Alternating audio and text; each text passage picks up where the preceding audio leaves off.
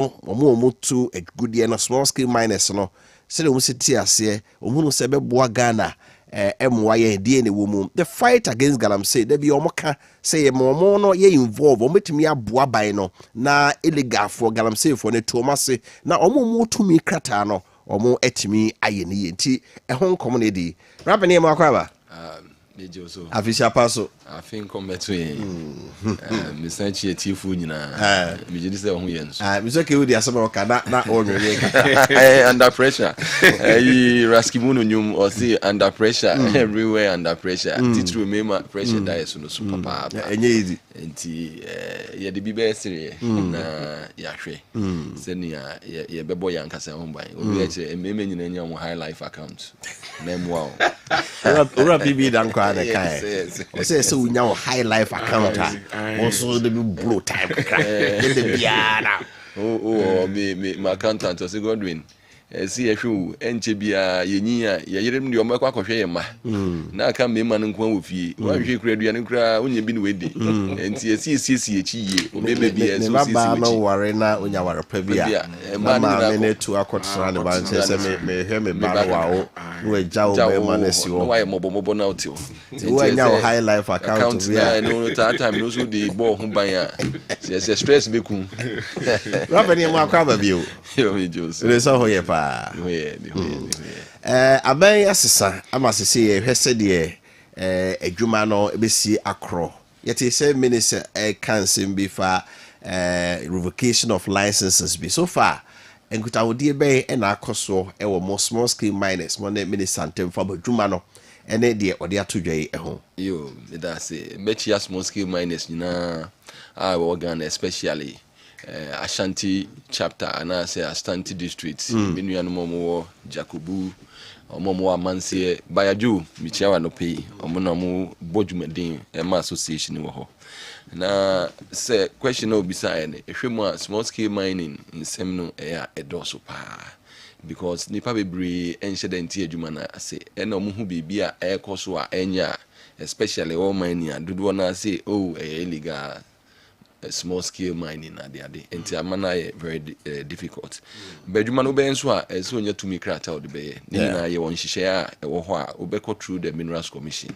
ono no recommendation ema minister man sign say anyhow ye de mobi anase betumi aye mining wo ho na ohwa aban sisa these issues etaba make I say aban dada na wo first wo ho aye MPP abayemba no you revoke licenses bebre say within certain time frame now you demand licenses. I think they started from July and also a certain interministerial committee on beverty license here abayin suba INDC abayin so no ohwema within the transition period no after December 7th or see license be assigned bia no say license name hoodie because and go through the due process and now share the transition act in so and say certain licenses ni contracts na they within that period frame no time frame no unto means in sign ya maybe after December elections are the outcome of the elections na ba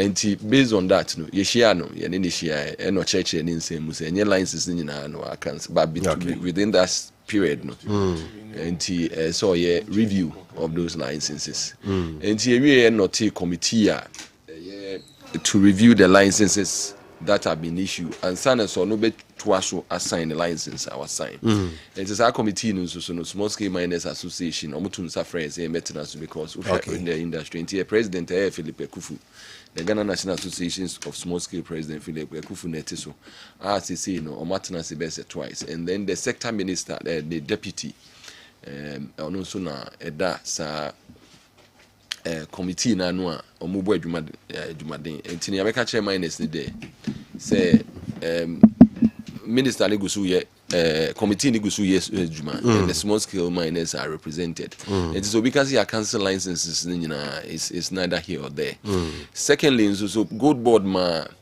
directive be say after the parliament pass here a law in terms of buying of downstream activities I to go the work room ni share under the gold board no licenses be a year for omo year trading no revoke here, so by 30th no untumi pass our licenses in adwuma nipa so the misconception nipa do na feel say small scale mining license na and so by system na even that some of the media houses and so are no monte ase no almost can say I revoke all the small scale licenses say be or me free say chechim and those are the issues are buy feel say I revoke all small scale mining licenses but enye sanity more legitimate yeah but your review are more for the licenses the minister for until review all the licenses and near former minister Abuja appoint me and sign in there was said in go back to the Minerals Commission to me no review no I share the reasons why I want sign on so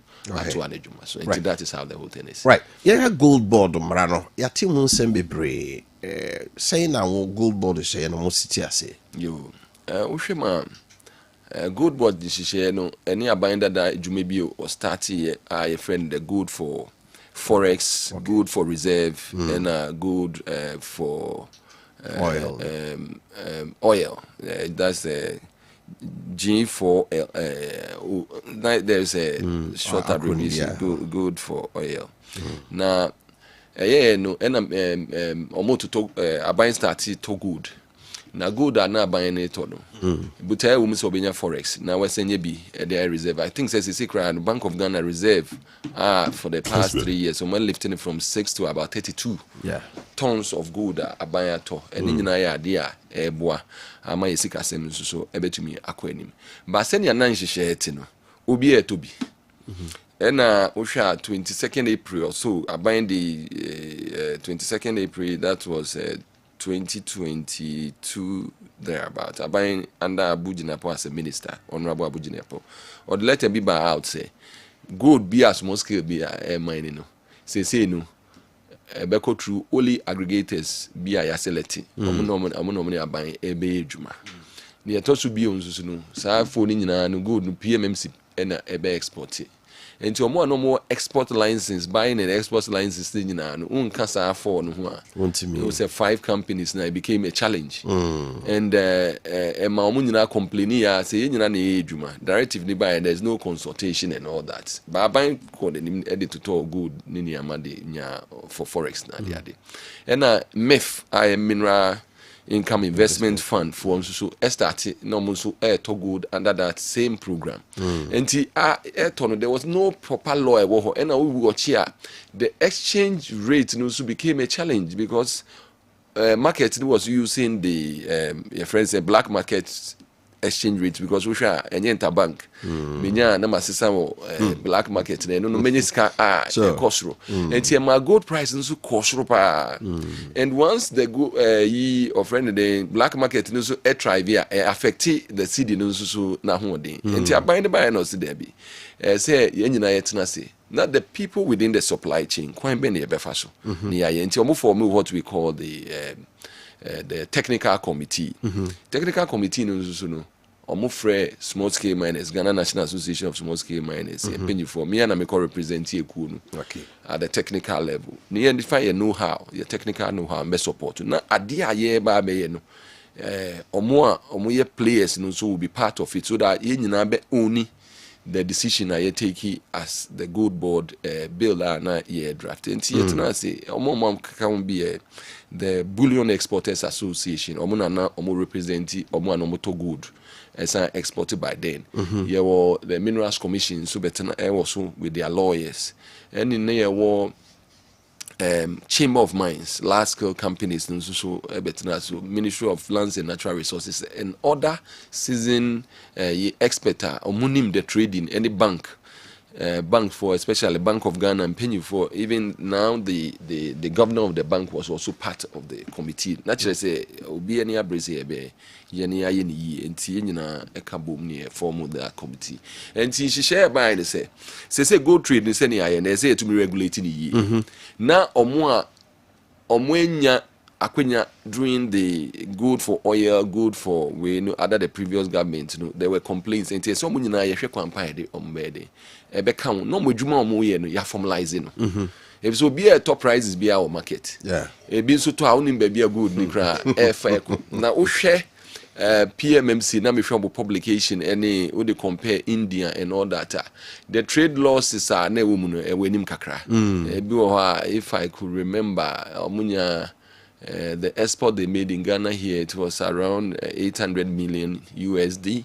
But India in 2022, it was around 1.5 or so. And you could see, say, the good no, who they call India and say, the certificate of origin and there be a fee because they need to do it. No, and near fan chain crown, they been a Dubai, man, penny choir, and also, yes, go the bar highest is video. Huh? And some of them no to me and to who check that data over there you could see say almost 30 to 40% of the gold no and to kwambe na ebe fa so these were all some of the issue and to gold board no ni hihye di kan ni say ebe to me enya forex for the Bank of Ghana na to me abo ama ye cedi ide edwuma o Ghana ye cedi ye sika ide edwua na abafo because Ghana ye import a lot so the demand for dollar near high and we share demand and supply one share the year na demand no higher and my prices is so ekosro and one of it is say benya more forex and you shema edwuma ye na betwa de tia ye hwe say send ye betumi aye na ama omo ye edwuma no omonya especially at the buying and then the small scale miners ye benya fair price ama and ye hwe no ye criteria say who per se wo umfin susu na wo usika na who top previously you can be an aggregator for the gold board.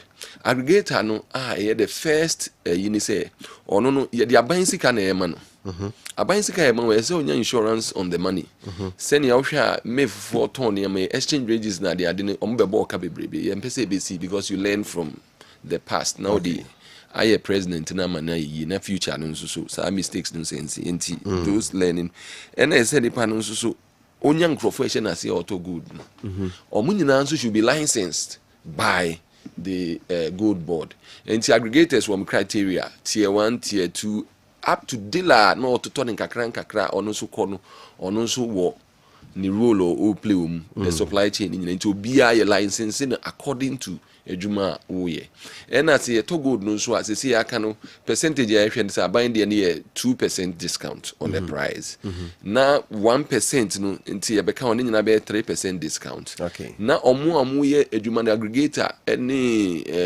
tier 1 tier 2 ni omo ye nketo an kra omo to bi no se ye to a percentage kakra nti to 3% wo me ho a as an tier 1 or they call aggregator no or price or better now want to what to me cost of operations na aggregator no so nya enti percentage e wo mu ideas calculation enti as a matter from wholesale call retail and then the person budua for that is the whole system that is a new BF there be a new BF streamline mo na value chain near to you near to me no so near person we be about traceability go different ehfa na yeto fi say na nipa ne kura oye na edwuma fa yetumi trace a na uhu ba bia go na fa say ni nyina license miners we see a utumi nya premium price from the LBMA LBM ni eku a omo no mo hwe gold a yetoto a efa kwampa so a yedito sa gold I see mu na omo ye nkrofo a yesa yeto omo prices dey good but oko Dubai ni India esa say the LBMA no unko through the process of traceability omo ntumi nto you can traceability I pese hu ba bia good dey free ba why sika na editor na fi hi na buy unse ye pese e be kwa finance terrorism ye pese obi nso be money laundry and all that enti omo pese omu sa na mani nyina ansa na call LBMA market e come value also but see e ko Dubai in India no price onya you don't get premium price but I said here for the gold board they say e say to be hwe sa de ne to nya those premium prices na e be ba na sa boa small scale miners you know and these are some of the things aside that no edwumedi a gold board here so or value addition value addition say Ghana ya good edwuma free titi if it's the time kronu be here na nanum chichire o man ya yentumi gold exporting na dory good make dory good good yen hallmark here enco true refinery ni ya refine wo hade de ye just smelt my cancer co true refinery a co true processor ya hallmark na ukita say good na chere say isika say ni ukita na dory good so there's no monetary value betumi aka say ya stamp is will be agia to say 999 they are good on the average 916 percentage of gold yɛde they say yɛde kɔ ne 916 on average 916 ne say yɛayɛ ne dɔre yɛn refining yi other metals na ɛwɔ mu no ɛmfiri mu ɛnya pure gold no ne nyinaa nso ɛno ne yɛyɛ kɔtɔn as a dɔre wow yɛ kɔtɔn as a dɔre yɛ kɔ afei na obi refining so pure solid na then that is the value that is attached to the gold nti ɛno nso yɛ gold board adwumadie then ɔmo asan aboa yɛn nuanom ɔmo yɛ jewelry industry jewelry industry no sɛ ɔmo bɛnya pure gold a ɔmo de bɛyɛ ɔmo adwuma sɛ wɔanya gold a ɛyɛ dɔre gold na ɔyɛ alloying obi ɔka sɛ ɔyɛ 20 karat and also 18 karat because there's no standardized nti obetumi abro so ebi betumi more than even 90 betumi more than 18 karat ebi won so betumi below if say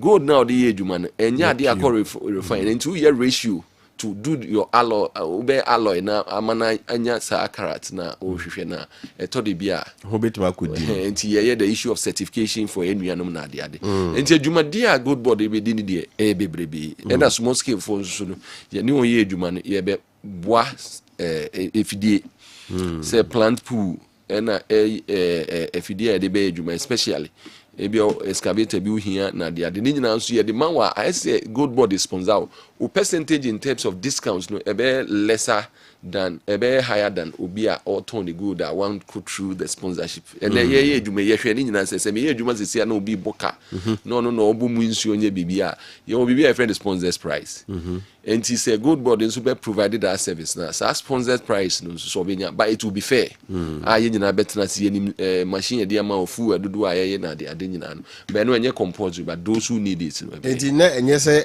omo bekra excavator be galamsey above no, that's all we had. Yes, almost say state sponsored galamsey because Sabine to good they are on to me manage it. But we share the gold board, the objects now. Ebini say omobo collaborating with states like geological survey.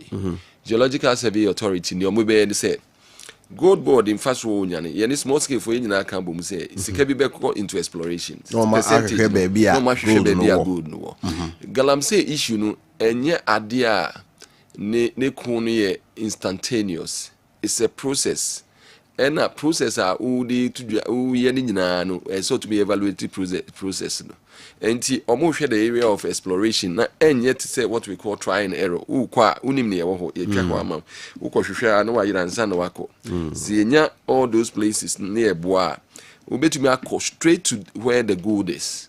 Enti environmental impact no so ebeba form. They are also supporting the security services. Say infrastructure be near the aboa, near the ayede, ye the yisa afo nefio. But the mandate ankasa of gold board no is downstream trading. Licenses for upstream unya licenses would be send obey or mining na fa ni na yeduma minerals commission juma.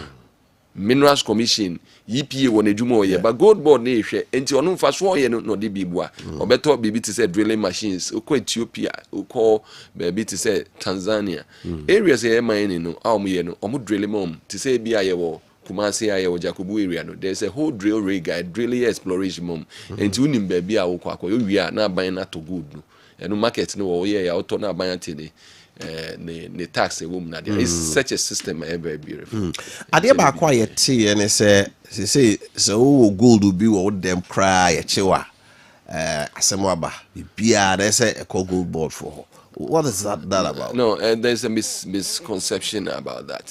Aban ma sika say fire trading na aban sika odi amount wo de ato gold na wo hodi gold na for profit I bet then to me a revolve that is number one and sika aban de ma say fire adwuma no untumi mfa nkoto gold no mfa nka say as aggregator be the CEO and say be the say there be make I say time I engagement no Dr. Mantia sa ohun sa issue no say hoarding or say it should be properly defined if you say Ghana for free time odumankumadi good edumye no obi aye nanam to be oye nedwuma or keep good ni bi na echese any worth until ka so be hoarding it should be clearly defined and untumi and keep good quantity be within the trade for an expected time but me individual na me pese me keep me good na matter me good and me to me this even PMMC good coin na oton Emma ye to me to be we say I know 0.2 Bank of Ghana nso was ade na yeton enti to be to be no keep me me jewelry me to be keep me jewelry good me na nso aja me good bia you cannot say I by force being cotton but the trading aspect there who person coin to trading unto me hold it who person your amount license or the say so to good now ni your friends the only license or they turn good criminal offense you bet me achieve and the holding it there to say nanum good near me David is not part of good body Juma because individual made to make it be good. Okay, that is very clear. Clear. Say individual me want me gold. No who license now travel on there. It's all for prizes. Me and me mining say me catch me mining. Every month na me turn me good. If you me production, I me keep a month and send a metal. Unto charge me for holding because no yet under the holding definition of the mine. Until we individual, even I bind through the gold board is coming out with gold coin. Any others are who per se usika keep the value or to me to be.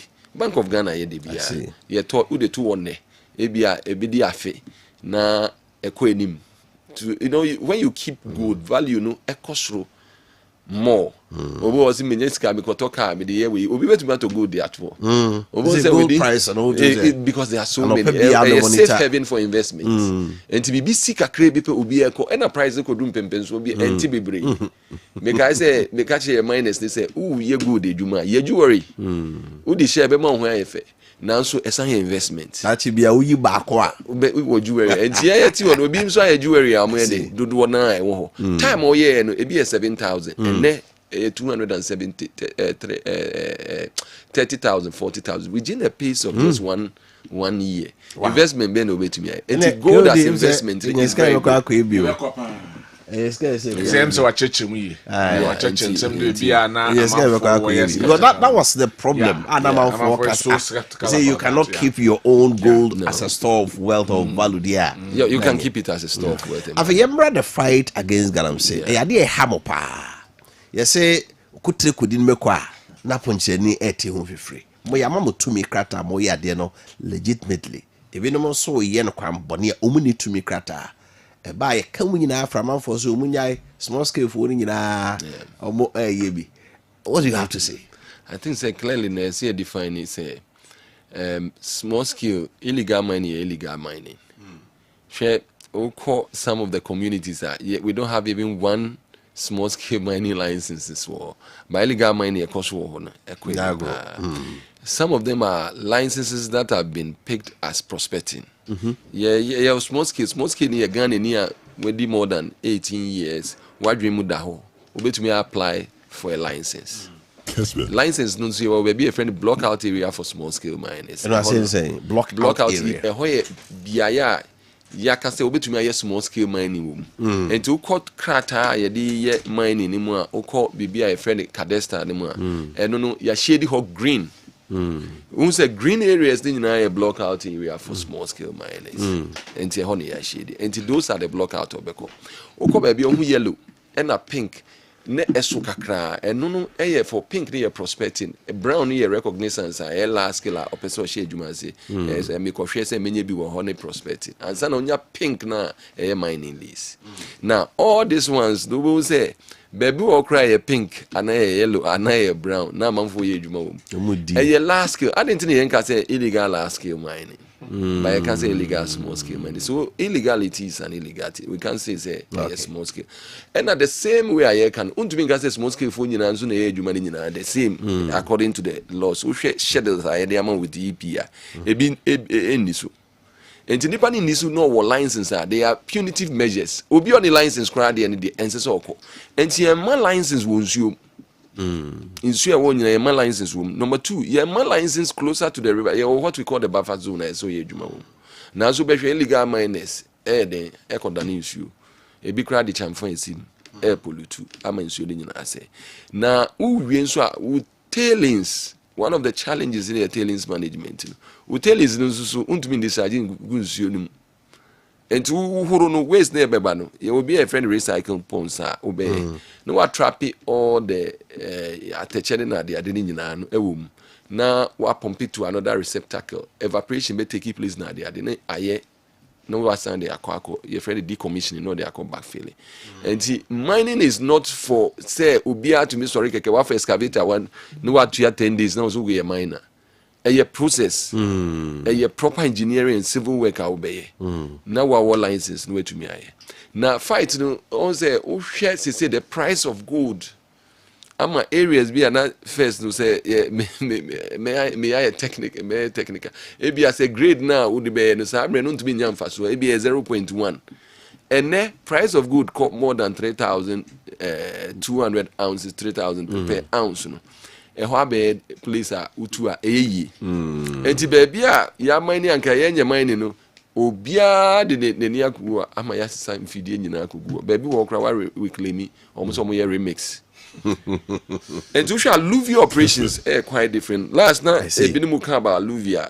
Say, oh, hard rock, underground. Yeah, alluvia, yeah, colluvia, and yeah, colluvia near a friend dig and washing, and they or 2 feet, or to me yam or the yam ekusi down. And a hard rock, no underground, they abuba edin, the one crashing, the wire.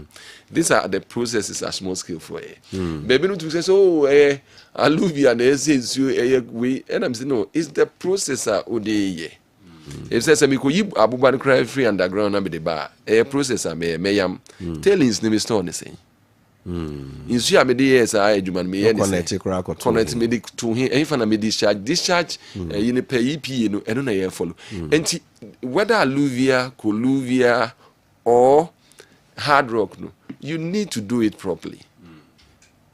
She share one way in so any year. And the association be say engineering is one of the solutions. How do we talk about engineering? How do you manage your tailings? As you church senior yes tailings because meant to me use gravity I settle a lot of particles based on senior metal sabna and to build the capacity of the small scale miners. That is the engineering. Underground miners they call between the two us know they are underground. And the PPEs are a regular PPEs a bit to me I said miners do one share. Yes, underground no send your engineer the place no we share safety na ebe ye fruit so we share buta heat na de ade enti utumi say o ma share bi na touch ne wo ha enti say epese ya we need to re-engineer underground for the artisanal and small scale and now say ye be PPEs bi a ebe suit the work that they do. These are some of the solutions ebe bo na etumi aye and underground engineering no say ehwe retaining walls na de ade na aboa with help na eba galam say na there are so many factors the galam say ba look, the mining is the most regulated on paper. But enforcement is very, very difficult. There are so many social issues involved. There are political issues involved. And also, political issues, the number of people involved in the sector now, you are looking about 1 million as estimates. I see. And depending on this sector, it's close to 4.5 million people. And to share tentacles, no time I bind the band by it was small scale sector in 2017. You could see it affected the economy in the market. Value chain, value chain. Electric cars. You know, when people make money, the income, so the good thing is, as a Ghana for a year, they invest their money in the country. And to both say, "Omu see them obi a juma wa high and all that," and to collect for a boom. Time abandon kwantaba for north wa.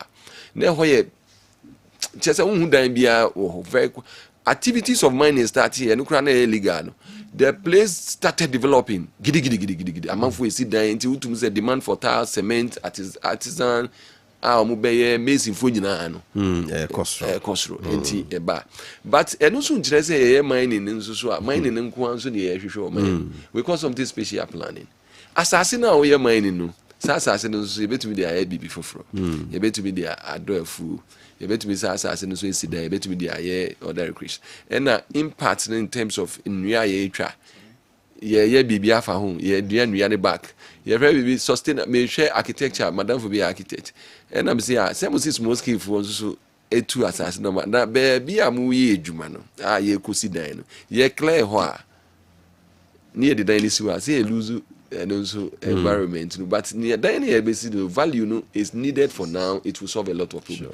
But see, look, we have sustainable even building in we are here any ebu say we are not can boom 50 you do your baseline we are 50 if you are able to align in and we are 50 and still get your home. Sure. The same way yeah mining so we can still cut the trees and still plant. Forest among for Gumbi, Omunya small scale miners near Momo Forest. It's a large scale companies, therefore. Bebape, Yadiaba, small scale. Bebape, if say Usha, they be an say beauty French and Casawa no bedroom.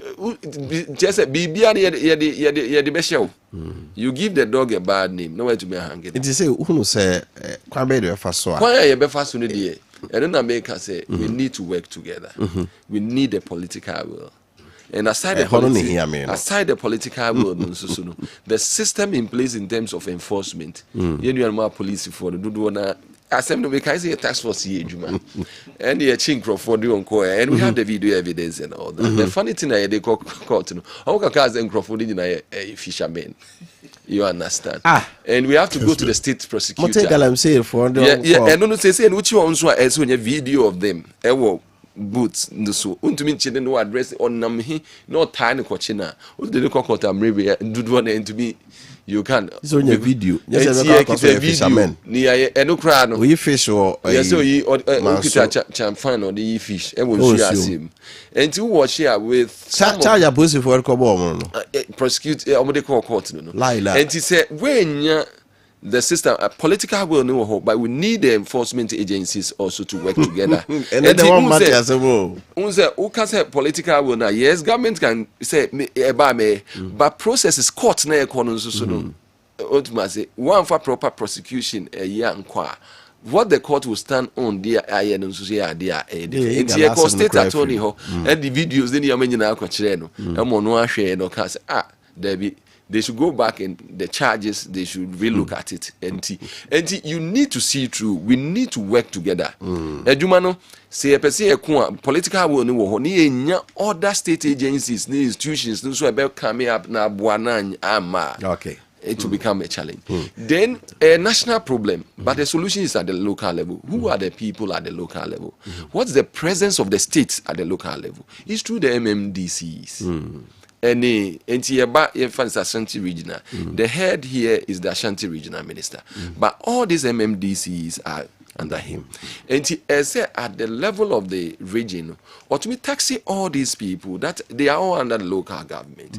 Near to much say your KPIs for your work. They say, oh yeah, district chief executive, you are presenting government at the local level. That is the presence of the states at the local level. And Saban akasi kugalamsi hua. Now you're head of the security at that place. Now your area, Galamsey Kosu, to be minimizing. I think that the government should ask a lot of questions. That is the will that we want from government. Those you've given the Jumano de Abad, some to be on the ground, and no one ground there. And I see a use of politics. You know, it should be by political. Yeah, can't boom. See, we opposition Amikasa, we are buying more Amikasa. But we should know, say, it's Project Ghana, whether NDC or NPP. Look, we are having challenge with our environment. We are having issues with water. And some common idea by a brand. I see a yabre for pa near her honor. Yes, you better honor pie. Solutions no from the regional minister to the MMDCs to the police, the prosecutors, and all that. So be a chefa so be a shade no yen. So mono yo yankee any problem. Yes, and ya buy no but it's a national challenge, but the solution is at the local level. That's how I do be here. Na for this issue because the all cano. We were being more at the Okanko. Yes. About position at the Okanko. We have to tackle it holistically. Politics differently. That's it. That's the way we can go for it. Thank you. I'm going to say, Miss Midamasi. I'm sure. Bravo for a session. You right. I was a for Gordon. Am I a secretary? My Ghana National Small Scale Miners Association. Or no, na enya break a crack. Na any ne din komo. Gold board no semwa. Near say it's a good crowd that demwa in yawa. I watching him say there be. And this Sanson wa church. One more to me crata idea mo mutumi ye and now for the fight against galamsey for the first time Mate say ye chi obi wo so the champagne prosecutor to me the court to say what the champagne fish it was so when we didn't hear yentimi nko galamsey never any akwa mai because those people who have the authority that is why but the thing is that I no reference on money and no money na timo so how no buy nyina na be kan you see enye yanko an me say me tie odu bi ana posi penene mai na bi din komo kasa kwaku mi nua no o sorry ndi ga mi o okay Wofa minim ayi minim de but Wofa mabia remember right everybody abedin komo na and ye besan so ho se nura 3 constituencies here Santa region ho asem ekọ court no Kumasi High Court ebua se MPP for ne di nkunim eno nti case a NDC amanyuko Santamante mo de koye se ahafano southwest ahafano north na oboase east omonte ase no High Court abo ensem no enyina so atoagu ene yehwe ahafano southwest mankranso no bia nim the youth organizer of the NPP ya ono ena na represent the MP run cancer baby ewa ha ya ene bedin komo na etie proceedings omko court no semo a esiye ene said the judge na esi bu asemina and also a team so the 3 seats are NDC challenge your Central region no and Accra High Court ebu ase MPP wini efonso bia ni ho na so he Ghana memra na se to abawie dan se abano efa parliamentary mrasebujafo abato ho a High Court enda edie so ha ti say presidential election dia call Supreme Court nimum say parliamentary election dia ye de call High Court idi na wonte ho ase a na o de call Court of Appeal na aso ho anti ukai a nipa be de High Court asemi call Supreme Court no nipa bi ko challenge say da bi electoral process on the family Shabejafo about on the Kayidino High Court. We say it's a special law, any general law is here, or a special law no, and itimi Emma itimi ejuma. And to the youth organizer of Ahafano Southwest NPP, Ura and Cancer Bibioha. Penny Makwa. Wofa. Now here dear. Nyamadu moyo power. Your top baby, Andy Samanyoko a day. Ahafano Southwest and Ahafano North and names of was this court. Say Mrashabujafo ko MPP mo anwini ba Enro High Court to bua edi amamo. What's happened? Yeah, me fa konye so na menchia etifo titiri Ahafano Southwest for constituency na menchia a member of parliament honorable Evis Osemen Sandapa. Me party chairman udi asem yachi ene party fo nyina ene tepa party fo ene tepa member of parliament oboasi is member of parliament ya lawyer for ene me ba ye lawyer Jojo Ponso ha omabre pa ebedo nyina ase enti vidigia kese pa momo ene Asante Mantem titru youth organizer se o Asante Mantem ene party for Asante Mantem nyina ye cheom said ye of wanitua no on the 7th of December ye koi akono ye kudru akono no wanitua ensembe bebre NCC Ahafano Southwest eye nua akokra no otoye etu atoto NDC fo ne DSC ni gidi enti eye 7 December na nadwo no coalition koso no ena gidi ba ho a NDC fo be hyehye ballot papers bibibura ho benyamiadom election so mu bi so ya wedale mu kakra say metie my youth organizer emprema akomago emprensa ye 12 years ni enti nim kwen fa so be protect your pin sheet enti your pin sheet die omonya ba akokora nyeden anhye no enumu a na eja koba se security issues wo Ahafano Southwest no enye papa wa oni tua obeba Ahafano Southwest sabri nyina omo hyehyeta ese gugu ensem bebrebe seniema ebe party office ebe sese enema nyina ema baby a nadmu office a omo de ballot papers kogu okromo sa bi yigu abonte hyehye no tines advice say ese ba coalition ebe coalition wo eye Kumase ye ba Kumase so no ankosi aga omama afi no omokofa amrante ba ekugudam tax ya woni tua even now sisi kura bi ko ho dempo yen tines e design a be wi na se ko wi on kan enka so ye kotesa no eye apolisifoɔ aso ye pa kese ye ho ayese ye kwaji protection ye koso eno wa woni tua eye lawyer mankwa ana ogina mu ma eye NDC omunyina ho dede sa eno so entima amaso ena yekuwi ewo eye EC old office eho na yekuwi ya ye declare eye honorable Elvis Osemensadapa say odibem cause ono na oweni ye sapepepe ini declare edima eye oboasi doctor ene ye say declare ma sada kro na ye say declare ma eye Nana Ajuman oye afano of member of parliament sabra me no ka say eti ye beti ase ye nuanom se da bi omo de omo mpene so na omo de asem no beko eye court service have been previous general secretary and as a current chairman of NDC Johnson Sirinketi on one kind I me ukutuna was any fool can go to court service have found any nipa kurubia any idiot can go to court it your motam assembly the coin the entire one the court no oba for no southwest I can say there were 102 police stations and a special voting police station become by 103.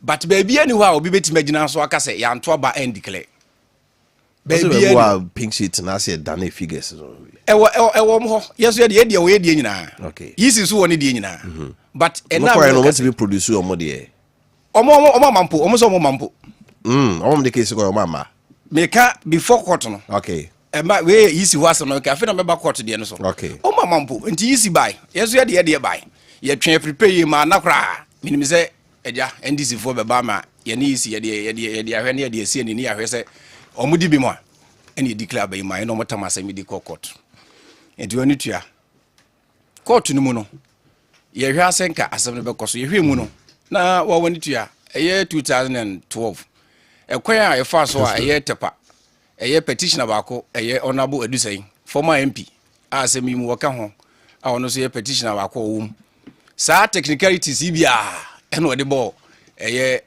ye me am Wofa akwekun dia sebia wonya ne baby kro sa technicalities bia a appeal court edima no nanti eye dan ena sabri enra mo amoni tu ase sa kwa we na mo fa so a mo de ye ne ya former MP akwekun dia wotepa enso so mo de mo se mo ne dan mo nti ase se wo hwemfunyi ni bia asefim ye lawyer ni omo nkrofo so omo ntia se edidi atem mu di nipa no court da didi atem te se enema bebrebe entokwa je se nyame adom yenso no ase yeto ye witness mo na de yeto yenwuma na yakwa baby but as ya desra ye desre eye party chairman for NDC party chairman for NDC candidates I wo eye 03 constituencies nyina ne se omo hwe se omo ntumfutru enwu omo manfo ani ade ba ko a ha ye man sisi ani political party ne say omo tumfutro egu party fo no ani kwabe so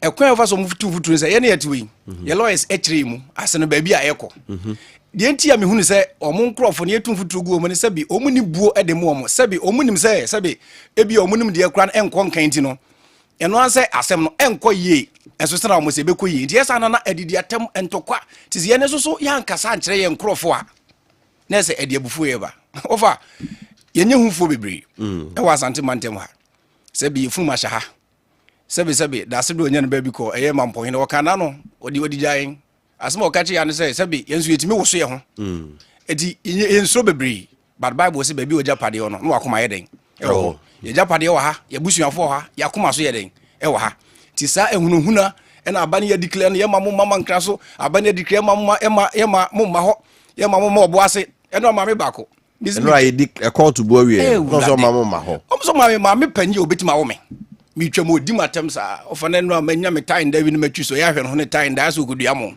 no odi ni patem ne yakọ mankasa asema obeka say asema o kafa eye MP Dr. Oboase isi ho na mintin repeat no ha to the sense say ebi wisu medra krama no wuntimi nsi krom ho ena ba ye be ye usei ena oba ye be bo oba ye be kun ye be ensama kese enye feti sade amu yi so oman ne ba oman be na abeden okwakodi omo so we law we emra baby ye du ye nya wura court ho no nkrata asemo ene emra no say they were represented in court omo lawyers by enro ano asema na court kanra asema court kan ni say o si kan wa cheche ne mem kakra enti no metima boss kakra wa hwe ya mamra na article 99 actually say a high court and a jurisdiction over a parliamentary issues any a say speaker of parliamentary issues a article 19 a high court or that general jurisdiction and rabba koswa as a bo a parliamentary elections on buying a PNDC law 284 a representation of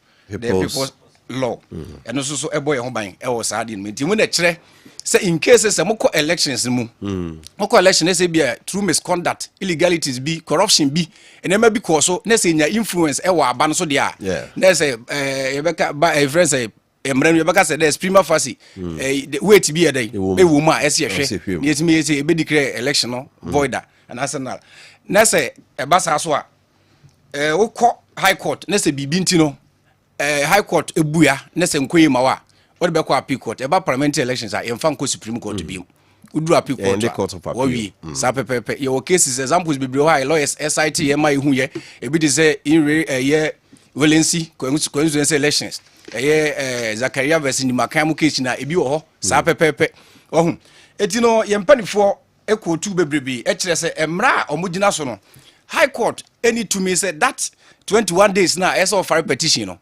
aboro so no untimi nyadan emfa bi nka ho ma me mfa eye edusai versus eye edia case imra eye yewura edia sabre no ye ko elections na 2012 edusai wene no na wonu gidi se pefe se aba no wa wene wotimi file within 21 days but security cost time no de epa ho enu mpo no enye yewura edusai no edia no photo eye court no judge na wote so no eye ono no fort na ne hunipa bi sebe ahwere ne nkwa enu nti oni ho awoko ne krom nti date a ese wo settlement no de betua security course no epa ho eti court no ba ye no wo so ono an for ntu ade for the day bi aka ho ho na eye yewuradu sei ne wo se on tiase wo tabri straight what they call court of appeal na court of appeal no eba we nko ade a the high court wontimi azumu power of the parliament because parliament and the passes amra no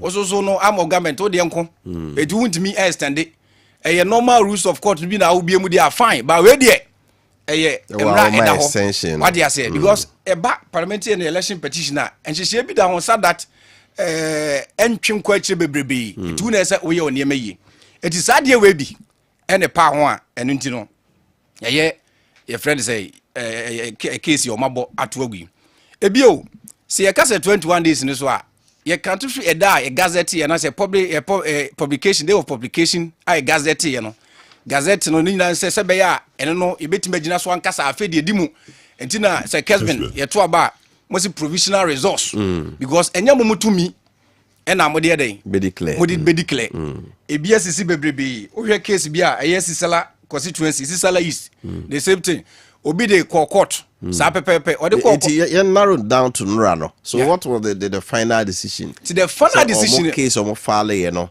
na omuni evidence e chere results ni declare ni wrong na already no ya ma case no kranko kasa so substantive case na no me say me gina osisi no say anka e ba case na kasa so a ka me pa de kura omode ba na ye ka omode ba kura ma ye de ama yeti enso so eno na de ama so na mum one say lawyers technicalities here dey ewum eno na play role so wo sika so so wa hoden na say utim to zero mad na so e Carlo Ancelotti grano a oba beto hansi flick ho that is what the bed what the be ho aduma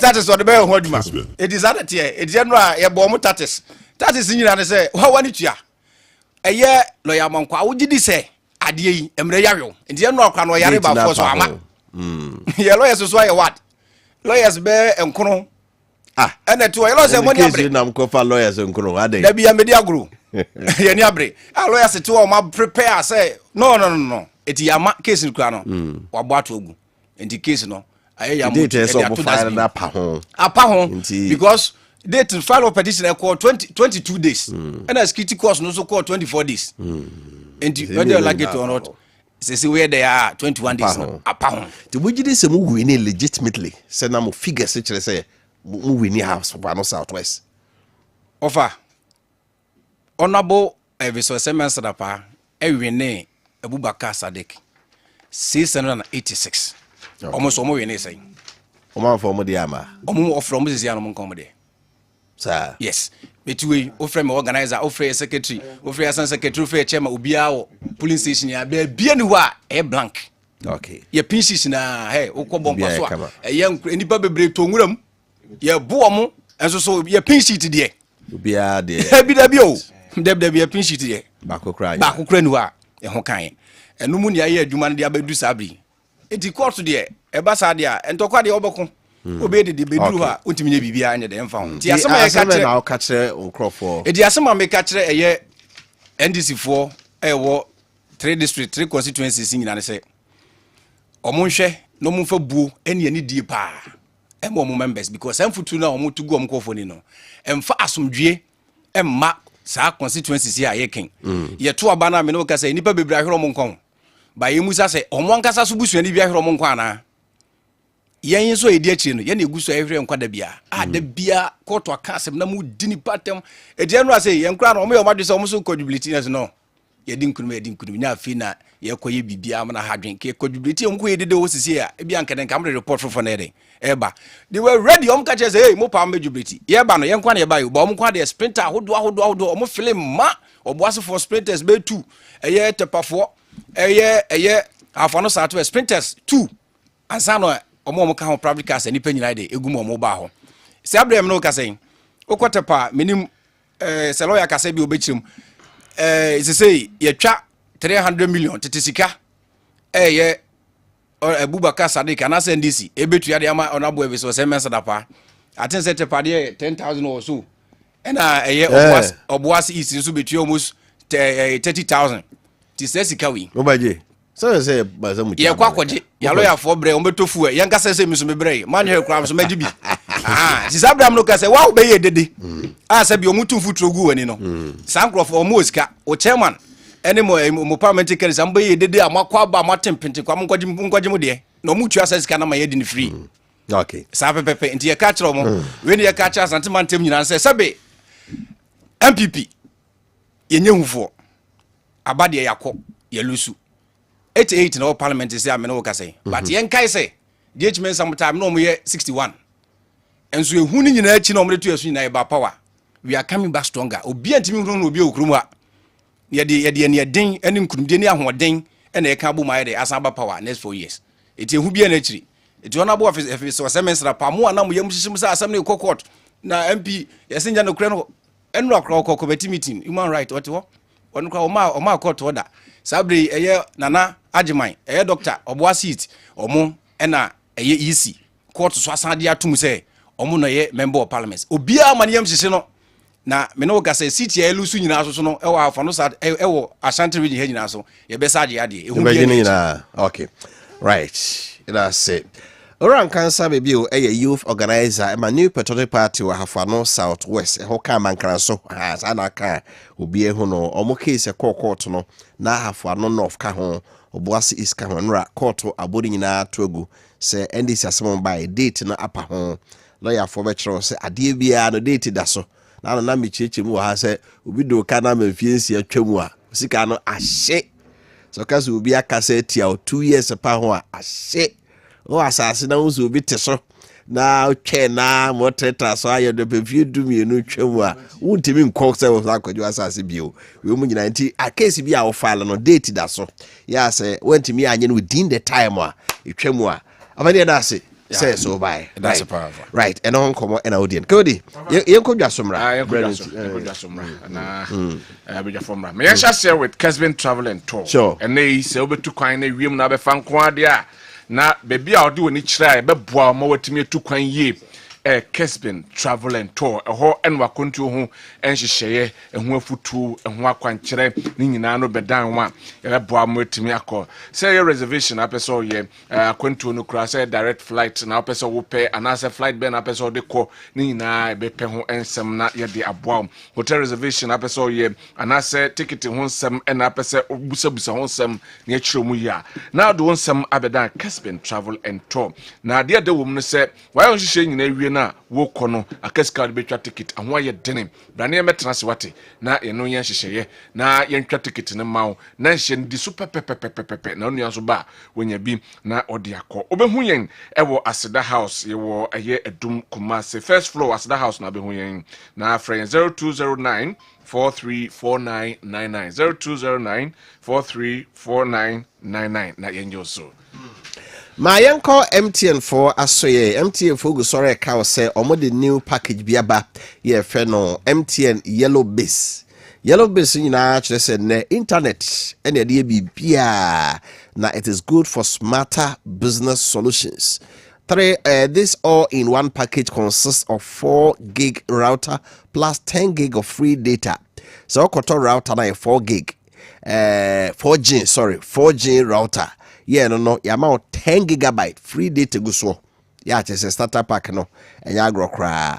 Omo Microsoft 365. A genuine Microsoft application ube type or letters be bia ube your PowerPoint be bia bit my also web was also a customer business website for your business and the your business so your website we pursue who near my tongue and near my way consultation ade bia we or call website information be bia also in the common service unified business communication solution virtual call center si bia person video conferencing and the account nyina no a so boa ma to be pa the you can mix it out yellow MTN yellow base you bia obi odwuma nkranko bia mpebi na timi aboa e ma internet solution bia no onsa kan nyina for MTN for a toll free number 100 and 100 so and for 0244 308 111 0244 308 111 and as email address mtnbusiness.gh@mtn.com mtnbusiness.gh@mtn.com send email and kuta obi bia no omro call mo customer service center bia organ member bia now say MTN yellow base here bia stay connected everywhere you go ma yefan to dwa se enei obi hon matewa ben so onwe no sese wakasem bi he na obetimi akasem na odem ayo fra na ash foam and also odi wani ekre na afe ye mawo living room and afe bedroom what transform honum ama abe sanctuary na afe wa ojahatum say yes stunning we wa ojahatum short yes elegant and that o hwe na nema ekosum ni yana say yakofa sofas couches dresses dining sets center tables and a wide range of beds and mattresses ebetimi aboa ama ofie na manyina etimi akọ kama ede amount season yese ye ma yen omo aye ne omudidwa no 30% discount up to 30% discount adentina fo ni enchim na afei de mema was style afei mema comfort ama eyesika kitwa bi na abetam no de akotonom na chese ash foam na also odwani ekire na afei ye ma obi na nema enkoye ma fo ni chem ewe showrooms ahodo a ewo Kumasi mall ye wo ho Santase Tafo ahojo SG mall main office no ayeta friend Melody showroom no ewo Kase anase ko ash foam depo bi ebe obi ano okwa ose ope couches and afei sofas ne bi dresses dining sets center tables and afei wide range of beds ne mattress ni nyina bi na ye ma obi na fraying ewo 0542 697487 0542 697487 and 0556 579214 0556 579214 anase content afidie no so na eni nkomo na ese yanka nkyerem se nei ye ne mo ekase amanfo tintan afidie no so a wo mu di agora se de ombe ye obukata no enti number na de atodwa no frɛ number no na eni nkomo ash foam Kessben University College na airfree obi a we senior high school person to adusua so na ko suapomu a eye Kessben University College idi ntira Ghana Tertiary Education Commission GTEC amomo accreditation so ko university no money accreditation masa ko yi certificate na on boko akọ chechere nkate no mo de end accreditation da so nted efri Kwame Nkrumah University of Science and Technology KNUST neba edo ma affiliate KNUST to mo degrees nyina mo awodo nyina no efri KNUST nti woto ye den so we SSR Kessben University omo ye admission. Course some ye business administration, omo ye accounting, marketing, human resource management, banking and finance, BSc information and communication technology, BSc computer science and entrepreneurship, BA media and communications science and traduma koho. Na obi apeso ko Kessben University College no. Also kura 3 credit pass with English, Maths and Science core subjects no. And 3 elective subjects and so usua kan ho. Aggregate in Bro 36 grade near A up to D. When you're 25 years, we are mature student. Mature student, they won't hear, so we need SSC, aboding crata crowd bar, which me trust. Admission form be top. Multi credit savings centers on Krabata, hashtag Ghana, be beer, who do also pay Kessben University College for phone beer on Sabeka, Feoba, Kessben Media, Kumasi, Doom Asida House, and I say and cry, Kwame Nkrumah Circle, Kessben Train Tower, Sabosenmoa, a hot on Sabekebi. I feel Kessben University College, so almost city campus, Doom, and the Asida House, they had the also be or main office no enso or contase Lake Road. Anyone can say I was 0501 637383 0501 637383 after 0264 170475 or so.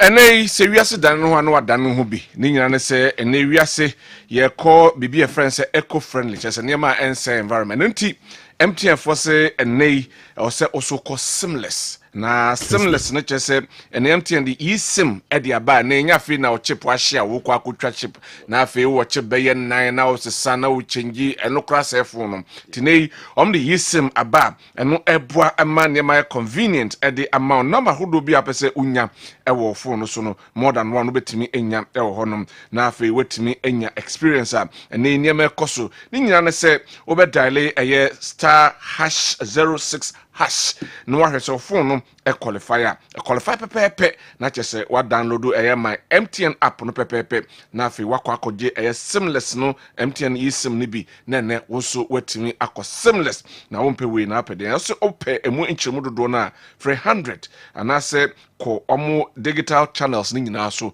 na enyomo enkodi enkomo Right. But I say KOD Brandon T here na abejafo ha na yesase na yeni enkomo fa semo a egu aproso and I no pay live on 93.3 Kessben FM and I Kessben TV Plus so here o Facebook so a ye wo Kessben FM ho na obinya yen but before no mo edi nkomo no omo ayekrado ha lawyer George Opon a member of the New Patriotic Party MPP or Sarasuna Franco Champon was also a member of NDC and is also a lecturer at Spiritan University on also Ajinepia ya EBD enkomo na sido nim no high court nsemo a yekai lawyer ohei odioko school kakra na wama yati emunsem and our president launched a Jumewura program to create 10,000 entrepreneurs say omunyina timbe ya Jumewura no mo a anye bi krobia be fe nipa be miensa nan enum bi na Ghana anye da bia na babunu sori a oko ama obi enso afa no adwuma ebrebe mo a be passport fee ya yate so en de ka ho no but for now mamima lawyer ene Uncle Frank Akwaba lawyer Akwaba yeso era na ho ye de nyame adom ho ye pa uzia fo na ho ye ya ho ye agoto Ofa na ho ye Ofa me jesu bro wadi adom no etinkom na mamefa kwanya yesu na mintia senior nintin bia na mo so ne afutuo ni nkwansha da bia o de ma yenti no yetumi ba fidi kase yesu se bi bechara dwe fa Ghana nchechire ho mamincha ne dikan His Excellency the current President of the Republic John Dramani Mahama akranura na okro dua imu be lache adwumawura program na eyekwa ni jekwa domo board dumping baye usa Ghana for the sabi yenya kwadwefo Ghana ni bia obi duba bia na bana dwuma yemu nko ade ya obi ayepa dwuma ye ntino enu a dodo na ba Premier Assembly hall ebe ma ye launch program no afa me to aso no man ntwia we were bigedu awoye party chairman wo no Western North Region Northern Council of State member ofa babia obi amechia na machia Pedro minua Emmanuel Ajman awope DC wo Amansia Central or friends DC nti ye hwe nanimu se ye bebo ni din na edi animu na aja ono so de nanim die ne na foma bebo Ghana nchichire no Nama the church to Mamencha Ura Johnny Ose Kofi, Honorable, former Deputy Chief of Staff, NDC 1. Right, but that's it. Lawyer, Mamisha say through so. High Court has somewhere parliamentary elections for no southwest, for no north, and no boy sees you call you. Not youth organize a chim kakra. Na una oye emrenew for. Somewhere NDC for the koi court or about to go. What can I say? Over. I'm saying, my main chair I have for no tea for you and NPP party in 24. I main chair the legal team of the NPP Ashanti region. You have Shadrach Boadano. I main chair Wofa Kwame free lawyer. And Omudia Nimuma Yane NDC for petition the court say constituency our boss your boss say man council and atepa omonte omho ase ewo abatu no nti court nhwe no kan o masem na ne papa mu ano saa na any civilized nation bia ye no se mente me ho ase ba na court and etwasem ko because ana your constitution amamra na hye no say omo na enye neutral umpire se bi ba omo so enhwenka to omo do omo asem kodan court no omo asem am de kodan court no omo ediko on the 6th of January 2025 na EC elections no organized no 24th of December 2024 inti se results na omo a gazette ye no ma ho kwan se gazette results no wi a obetimi e de asem no wonte ho ase a because abre na a kire se we na yaboni din se on na din kunim na obetimi akọ challenge to omo ko ye no no kreni ofale ne petition no within time nemum ebra ono de share se court ntie na se na answer na obetimi afale election petition ye will be a friend security for cost so security for cost no people's representation law no eno na ehye under section 18 say answer na obetimi de election petition akọ no eso ko high court na high court no sa security for cost no the jail sika bi to ho na sa sika na ye je wa to ho no court no be determine court na discretion the way say court no determine so unto 40,000 on the 7th on the 15th and na 17th utu 15,000 utu 40,000 inti nanka ne papa mu a senye ebre ena na awe na chese de court no share no so wanya no waye ko court no ma no na nu se ontimi fantu asesika no en otuai na ohwe mra no mu nso a emra ne se wo file election petition wo 21 days after the gazette and I betimi afale na security for cost no so court to determine am watua within 21 days na ohwe mu a file petition no within 21 days file application for cost no within 21 days Nemum of fixed date for hearing. I be man kwan amena tua sika no. Court be tie na sem. No asset security no. Na wo tua sika no. After 21 days. I see. Inti so here o calculate from time of file petition no. Ye gazette results no. Time of file petition no kopim time o tua and security for cost and na court tie na sem na 22 days. Abroso. Enti broso a emra no so say okay section 18.3 na was say there shall not be any extension of time any extension of time enti say rules of court are ACI na idea adwuma there say bibi sa abamu a emra na hye ne say ye free bibi waiver court no there's insurance and right betimi aboa ma aka we di apa ho na so court na gina ni tumi so abie mu ama say apa ho na emom obetimi afale na emom eyemra parliament na ahyehye a ɛbɔ adeɛ bi ho ban no ɔma ɛbrɛ a saa brɛ ne pa ho a court ni tumi biara sɛ ɔbɛma extension of time ti ɛno na yɛde kɔdan court no sɛ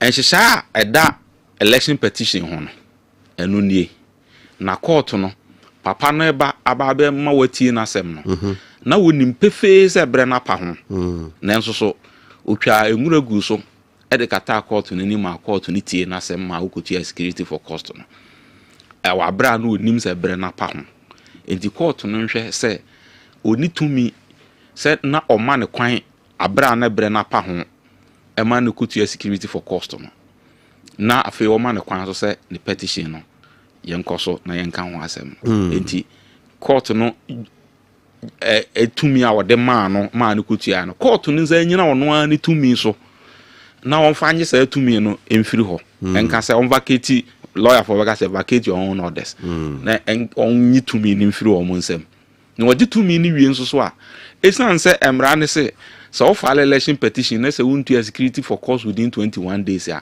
that election petition shall not be valid. Enti essence or just say to me we are not just say we petition that means there is no security for cost after 21 days. That means we petition no so or the abano so it is invalid. It is and also invalid there. Now there is no petition. He said, if there is no petition, the analysis will be uncodified. Now the status quo remains. And the easy kind, and no need ho because there hasn't been any challenge and there hasn't been any overturn of the decision of the EC. And TTM one say, yeah, this ready, I had to court to name the team of lawyers, I had to court to name say election petitioner NDC members of parliament, the validity MPP members of parliament, ma nkranso tepa oboase east no. Sa petition ni nyina amfamra kwan so. And the court ni nyina ni tumi so. Na tumi o de ma wo no, onyimfiri wo nsem.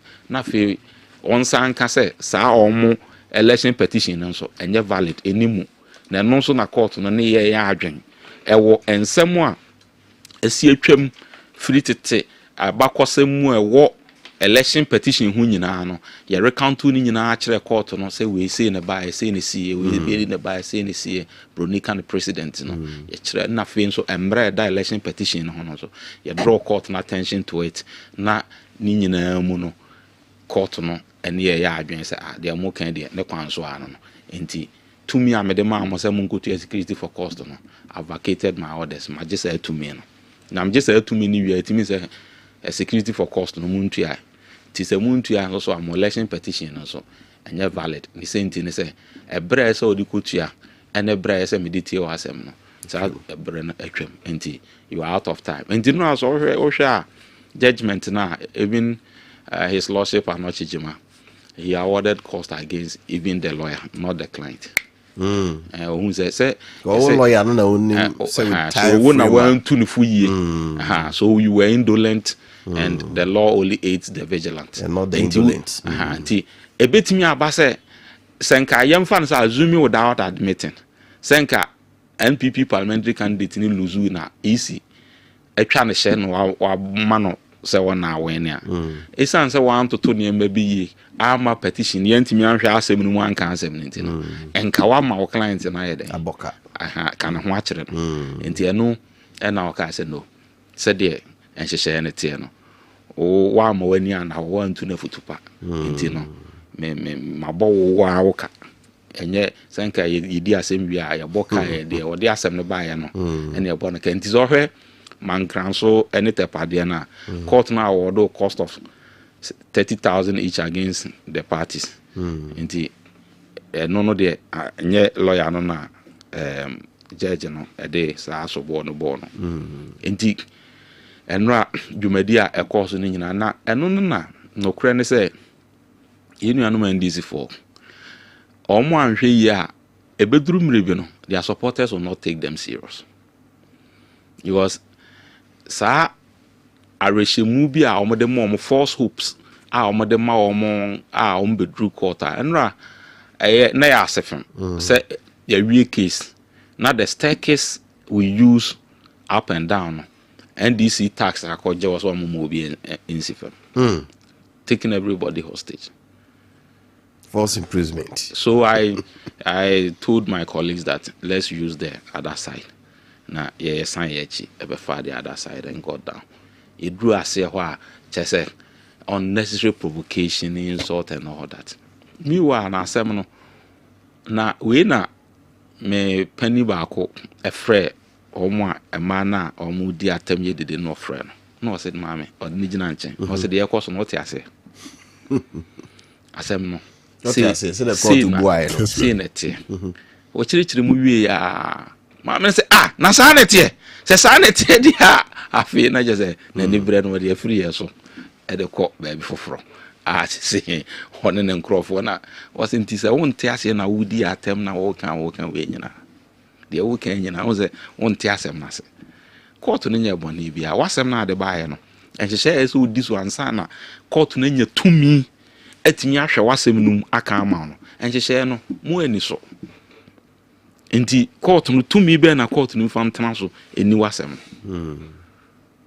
I see. And this is the whole situation. Enti say won te ase a na wa hwe yi a wa dwen be ye say ene de asem ba court na wasem na de court no ohun obi a wodi kontomire akọ kitchen a owi adane cabbage stew da wodi kontomire kọ kitchen a kontomire bo mu na abenya. And the wasam said the other court no sa na abenya no e ho resource na obenya nti wa anya won hye yi you may have a genuine case, you might have a good case, but so won hye no one found to akwa yi you will still have to lose it. Nti ye omo enhwe ekwan a omo fa so a omo ni judiciary no edile we num kra de ye mfa no say omo ye full soldiers and people of omo entiase wo bibi mu no e wo chiri mfa no say omo ntine ma piase na unya a whole some lawyers of NDC, some big men of NDC running down our courts, whereas asem susia court wa ni nyina we run to at the end of the day. So why do we bastardize the court and at the end of the day run to the court? Because uni baby abeko ye mine said the achichere no said the amaye ho no asem ba me no mi yentimi mfa sekan yentimi mfa tu yentimi. That is not civil. Okay. Na mum ye beko court na makama asem no aka wasem na court no de mrato to ho na watimi abu ase we die ti say and he say ye nyina agya atum so oman na ye achichere no. This is the way we have to go. That is the way we have to go, and we have to hold our institution core court no judiciary no as you holding in high esteem because the moment you be scandalize court no na you be bastardizing no we are all doomed because the ban say there will not be any confidence in the court. Minu nya asem ade be ya ansem atwense kan na ma ye de me pe a ban say nobody will be safe. Then we'll be living in the situation of jungle. Nobody will be safe in the country because our last hope of arbitration court. Okay. Me that's it. Lawyer upon ena wateden kano. Uncle Frank. Nya lawyer kasa, but I think say some no say the TNN watching no. Na as an academician, I think I have to be very objective here. Yeah, they be a bit my partisan. Now, if indeed the CN a lawyer they are to join, and of course I've read the publications, the articles surrounding this particular case. Okay. The woman say the cost of security, there's a security of cost, you know, and we pay. And to me, that's where my problem is. That's where my problem is because as an astute lawyer, I was practicing a jumedi for decades, if my memory will serve me right. Now, these minor issues need to be transferred. So I don't think so. It's good. It speaks well for the party, or it speaks well of the NDC party. Now, because even so now you have credible evidence. Cry you so say MPP. Kwanya mo fa so pronounce or more victorious and as you bo mo din so mo din kunim no ye wo nyina so papa bi kra kire sampa o mo bubi go mu and as o mo wie mu a say your procedure you the court processes I am following the intent say abedin kugu. And of course I believe strongly say Jumadi course or have no south one a name Boise East honing an indeed there were evidences and nature said and this abanokono pieces in an edin kunim. But we say yan to 2 year ye intino they say am I couldn't kugu. I think say the base idea. No ya ko yanim no about union we are say nyanko na we dey den Ghana ya democracy atumi so dey about to for besan ba 2028 ya ma ni na ho ya ma ni na ho na ya vigilant na but say na lawyer kan machita afọ no sometimes obu a won tia se na me anapa me ba na prepare pa senka me so me ba keka bi agun from anim but me tie be ready the article or na me tie the lawyer if indeed the and of course no say na call really article and that's what it tells you the cost of security for cost no and ni tue mo no I think say delay ya to me am go to an intem na ma mo asem ne yabu agu yeso and I think say it's you also yin na no ya kasa kire ho yin ho kasa kire say ye ko yanim no say amanyo sam ne ye be yani aye ni ya yentumi ni the judiciary ni frame yentumi ni omo frame yentumi fa sabe mran hye ensem yedi nkunim nyina na ko wie kira ya na ko wie court the whole no say ye kwa ye mo ye ho ye na the process is bia da ho no yigina say lawyers yo muni nyina na ko school law school so I say omunim de also omo ye at a particular point in time ntimi de be so bayra ho mama bayra mo minim de si ya no ntisa security for cost no omo ntimi ankotua appropriate promptly ama sabi akowie ni say to lose 3 MPs or parliament and enyasam ketwa yigina ebe kaya from 2020 to 2024 no 9 PP for China ba kope so eno kra no hwe hawa isikoya yetido say yetumi ayehwe han de MPs mi ensa chede no I don't think say it honestly speaking and nti de me kakra meka a che ye ho ne say ye ko yanim no edi se manyoko no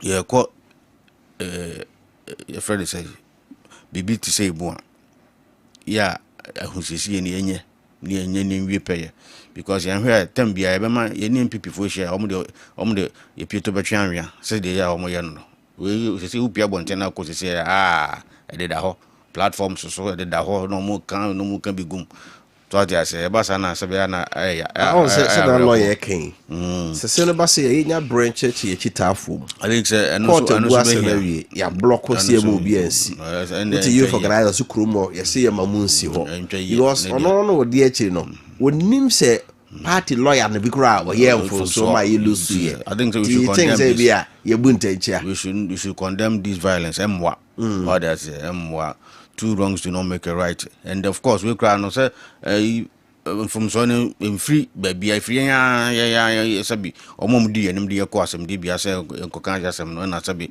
from so no ye ko free ho nti no ya nyintum na ye ko enim no next time say bibi say sini ye ko asem di bia ko kan asem ahosiesie ni ahoboa no ye nhwe di enye di na processes ni ye mfam na sabi be nkunim di na be ya dia me enu amete ye ha me read headline and I'm say asemasi so because we were cocksure say 3 seats in there come what me you bet me yes bet me aka and akowie ni say no fa akoye sabi ni wusem na ye besre ye mpanin for so say BBC si biem na se ye kwa sabi ya ho fama na ya ho kekan ya ye mani wi pe minim so munim de ye lawyers omo ewo ya fa nyina no ye lawyers are they are astute lawyers our ma practice for years omunim de ba minim say de medical kan minim de be so bayra ho mama we ama bo bayra mo what you say nti no kakra meka che tiefo no ne ahwefo ne NDC amanyoko no dom nyina ne se madaro ma munya botre we no so we video ukenkan na se utie a friend is in the course no adana I think say bit maka say ya na sabia ya ho abro nye a friend is from so nim fru bia ya panifo di enim ko yere na amwa nti yen kasanchire ho ye ho na sa basa yo mentime ho ase na ekofa ehwe so ateni ni sa ne manaba no yen nyina na yen ntum. What I say, I don't know the legal procedures, but lawyer, is there any case of appeal? And some of these things you can never appeal. You can always appeal. Appeal there is everybody's right, but can appeal. But one thing of appeal, they say, is to what end? Because I said the saying, Emrano, assassin.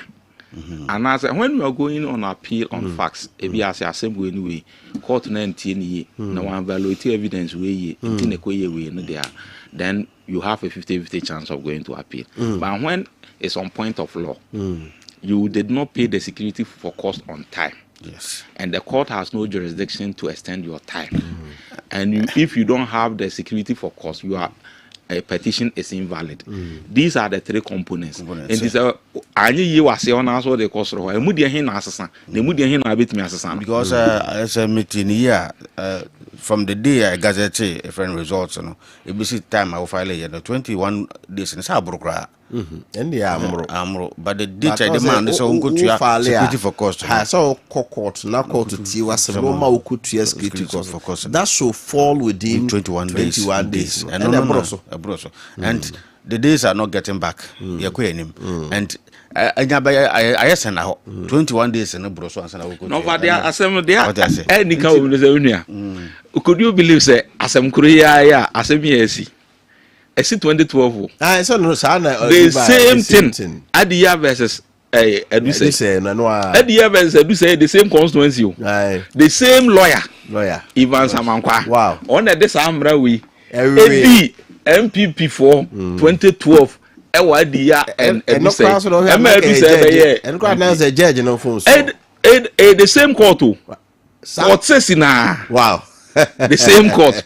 that respect on winning. MP 2012. Sir, no MPP for anti-man follow within time. Now, any butia, you follow within. And only follow within time. Name they na ye kwama court na tie asem na security for court na go tuana na judge ne hu nipa ewu onye yi tiwama ti court antanase ena obaye no obeti asem no na time na twam ne kutua sika no ena we ya pese court of appeal said there be court need 2 means or best stand the time na more because a parliament mra krona no go to your 8 act 284 no section 18.123 and one will go to here and what the court of appeal and was a court in the jurisdiction or the way and na court of appeal near when yasem say oh yeah they filing on time no judge no better na say tie yasem no onu na wenye yi a wantimi ameti yasem tie de nya afomti judge no problem no ma wo mo fa nso ye so na court no say da bi say mo ani da ho a enka e ba za ne mpo no mo be ko registrar ho knowing time is of essence no amana twe time na ba ni mu na say registrar ni mpo ntimi nya e say nka mo ko CJ ho na CJ yesa na o ma judge foforo etie mu asem na mo ye na expert application no nko ana woko afa ba ko na nka ho na mo anya ne saa ne de emra ne se 21 days ne pa ho apa ho enti mu nko fie nkusu ena o mo pa lawyer ya man kwa ya na de kodi ye yo 2012 na ne wan kasa tebu na ten ne se adiwa na watra ma pa ho afa said I said come on yeah said I na I because I think right you say no be hard be sua bibi definitely lawyer o hey sa de man there yes because I cannot speak much because that's his area no obi an lawyer for nkasa ye so this was more there na dia content right you move on na me shase feel so adwuma wura sure I think so yeah we project Ghana ye kan ya na eso efe ede enika by basse be ye adwuma na the creating 10,000 entrepreneurs and I say adwuma wura I think say NEIP adwuma die na anura omo ye one of our flashy programs you John Dramani Mahama tama obo nto ano Oma Ghana for nyina eti asese Ghana oman no bitma so regional na mo so ewo sikasemu ni mpuntu mu na ewo se be mabunu na ewo man ni mu na adwuma obia tumi nya adwuma ya because over the years ye nyina no yenim sem se adwuma ho akwahwe ama oman Ghana mabunu ɛno nti no ɔfato no akoma so ɛde ne mpanimfoɔ dwene ho sɛ nyame na adom ne yɛde tumi no hyɛ ne nsa the second time ana ne mpire no so a ɔbɛde biribi a yɛfrɛ no adwumawura a ne nkyerɛmu no sɛ afi biara no ɔbɛbɔ mmɔden na create 10,000 businesses create 10,000 businesses na sɛdeɛ ɔbɛyɛ no nie ɛyɛ obi biara wo dwuma bi si woni so sɛ wopɛ sɛ wodi yɛ adwuma wo nimdeɛ bi a wopɛ sɛ ɛyɛ fa adwuma ho na wopɛ sɛ wobie no na sɛ bi woni ho aka deɛ woni ho teteɛ woni ho nimdeɛ biara no ɛyɛ ɔmampani a ɔbɛdwa so yi no wate asoyɛ bi ɛfrɛ no NEIP a ɔmo dwumadie ne sɛ ɔmbɛtete mabunu no ɔmbɛma wo nkyerɛkyerɛ hia sɛ wohyɛ adwuma foforɔ ase a wo no mmoa obehia efa sikasɛm ho bia obedi odwuma no ntetea obehia ansa na watumi abi sa adwuma no aban na de bedom wo na wo nso no watumi abi wankase wo adwuma na adwuma ya eme kan ye all round adwuma bia bi a sabi si woni so a opese obie wonya ho nimdie a opese obie bia no aban ne so obekɔ wo mmoa obetetew ama wo ho nimdie na wo nso wabie adwuma no na de tie nie 10,000 businesses na ɔde bɛma no anaso betete mabru no omunso abiebie no ye befa wo mo asabe adwuma a wo bebie no enye wo nko a wadwuma enyi nipa ba kope na eye sabi ebe hyase afri nipa bi a adwuma wo bebie no wo befa free nipa miensa enan enum eko nti at the end of the day no say if I say out of the 10,000 a year no entrepreneur bia na so bi wo bi adwuma bia netumi fa nipa miensa and I say we are talking around 30,000 jobs, not businesses but jobs. But we are seeking to give all people the chance. Our mama be 10,000 businesses. Our friends of Magana, afana baby will be a. And the website and what call NIEP website. Or maybe link another one to click apply. Barely do udin Uganda card or picture. The opesa way say sikana we here say bia obebi adwuma na wo say we here ni nyina no o apply ye be frɛ mo o apply the next 2 weeks no do a ni afrɛ mo am apply ye ni nyina na ya mamo ntete a mo hia a mo de bebie say adwuma no de o hia sika kakra no ne ye de say sika na ye den ama na wo so de bie adwuma no and we will be monitoring you from time to time odwuma die no sabi enkoba say wo bagi sika na wo de wasa wosirim ana wo de akopa ba bia tena na wo de ye de opede bida ebe from time to time no NIP for agents be ba around abehwe se papa sika na ye de ma wo se fa di dwuma no ampa sa dwuma die na ye de udidi eno ho na yura John Domen Mahama nurada obabduru obepie mu okumase obebie adwuma na no na doma e board ompemba ye no sabe na nye the package because when say kumase hade anasa shanteman hade adwuma de adwadie ene adwuma de eno an kura friend say samantem we nti yefa obisa ya na adwuma very laudable idea. Is it not going to be job for the boys? Not job party for not job for the boys. So be it to me, but baby we are saying no. There be say website in that one or that room of we dem manuntia website anybody any Ghanaian can access the website until no and website shortlist so website and so my own identify a political party or so a udin any Uganda card primarily and I will be provided now address baby I what here and baby a friend say open so you man picture and into no your friend only a mamo sa entity na e be from nyina na mamo entity I be here so odi nti obia me encourage obia no pay me sabi me dey tone from him say obi bia nko NIP website neko link ne da ho click so a ebebusa odin ebebusa wo Ghana card wo year date of birth I dey wo ene o picture so ebebusa wo na ba bia wo tie address nso ye dey amount me beba ya na me fele me dey nti nyina na ebekɔ entity ni bi na ja me pese me san de kuya ka madwuma no ho kakra na nti no because je ho entity na ja minya kakra na me so me dey ruwa kuya yom already go kuya yom dada nti obi bia sabe ko wonketekete ka ho ko wonketekete ka ho start bi ni sa adwuma bia wo pese wo bia because ofa ukɔ amanone ani nkrunkru o matutu mpon ni nyina no a sabe nya ban na fa nipa nyina adwuma Aban will create the enabling environment to say the Abanya ye, Obama Quanya, say, wow, won him dear for Juma Bihumbiano, bra, no beso was saying, Obed Mount, Obama, Sikaka Crana, one so, would there be a Jumana, also to me a far from almost a bedding. I be ye, and no yak Nisa sono, was a minor day, near to Pone Peja, because Omaya, a chunk of the youth and energy yana air so man bit me a sorry and I'm also when it's Sikasam and in Punto Quanso. And until way opportunity will be a youth, or consider who you and I will fall within the youth bracket in Ibiano. You are encouraged this morning. So because NEIP website link no daho. Okay. Right now also the needed information and I say we are here through hold on. Right, that's it.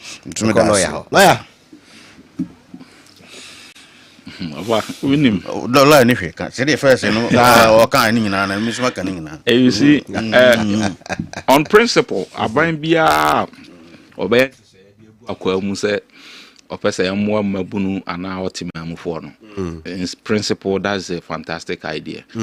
As a Obia team support to not 18 year juma. Nemum I dream pona or 5 na kekeno is not enough. You should rather show commitment to what you say you want to do for the people.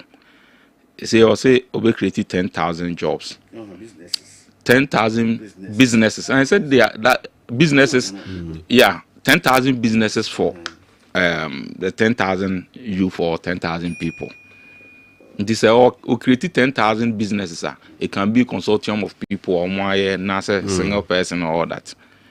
In adwen pono adwen a good initiative for abano ensusuye no ye beji sa ensusuye na atum na mom na ya hwe the commitment to sa ensusuye na wode aba no. There are so many fine things NDC government has said and they say the current situation, the reality on the ground and then the boy brabebre and this America say will be a women banking to empower the women. But when you take their budget statement, Sky almost try they call her $50 million, 50 million Ghana cedis. And if before you set up even microfinance, do you know the minimum capital that you need to invest in that? Banking, all person will be a banker. You need not less than 400 million cedis to start up as your startup capital before you be given license to operate. But okay, sounds okay without commitment in it. Or say 50 million. Ways Sasika we yanko budget in yanko say how much would what is the proposal? The proposed amount or person or the shares are idea we. This idea we no. Sika sen na ban no etwa say sa 10,000 businesses no. Made the X amount of money and a year market for that project. And let's trace that into the budget and see if we have provision in the budget. And this is why I have no confidence in these phantom ideas. And adwena on principle, me no mo ya adwen say aban na nya nisuade hunanya aso da yeso obe create job amanfo. Na emom sa anisuade hunu no. It should not be by words alone. It should be backed by your real commitment to doing this. Commitment to duty. Financial commitment. Financial commitment. Because you can't say, who will be a woman bank in Abra who seek 50 million. Sika who charge their coning 50 million. The money for the research at the presidency is much more than that. Sika also the Boama. The money for research at the presidency. The money for communication at the presidency is much more than Sika also the Boama. And the Sika saying Abaya so what they shame for this and a Jumera project. Capital and say. And how much is captured? That is where I wanted you to draw the link to show say there is no commitment to this idea now more country. Some year ni ya bete. Concern baby na more country. He say mobile nyame adom Ghana ye kama. She say milk ya teso free 8 cedis at the 15 cedis. Nyame adom ama Ghana ye kama. She say cement ya teso every 80 cedis at the 130. He say Ghana ye kama.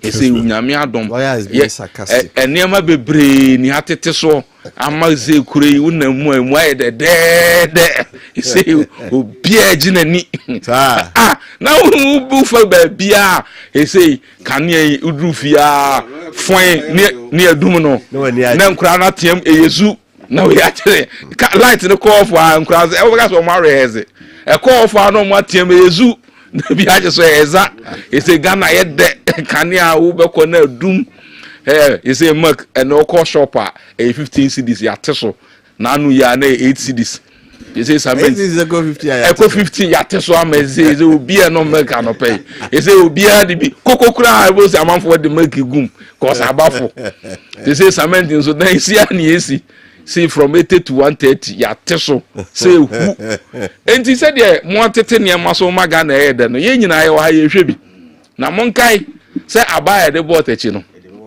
no one at the Boba. Now they're gonna for the benefit of a chief on my main site and to jumaria.neip.gov.gh. MCR phone bet me a capture no more. It's not the website, the lawyer can hold and pass here. We don't come no, I don't know you didn't come home. Penny better have a be out here. I don't teach him. Okay. But the commitment I the better actually. Honey, because who created 10,000 businesses. Can never create an impact. Said one business we are crabby employ be about 5 people. Yeah, but the money that we used to do it. No, Juma debi or nipa no best start here. You don't need that huge sums of money to be 100,000, 50,000, 20,000. Obi or at least nisika obi here crowd startup ni be 3,000 Ghana cedis, 4,000 Ghana cedis. And these are the training I dey be ma or mo be applicants no. So say in fiti o business idea be kwana in fiti preoccupy and say won here sika twitwi dey kese pass na start business. At least you have to start from somewhere.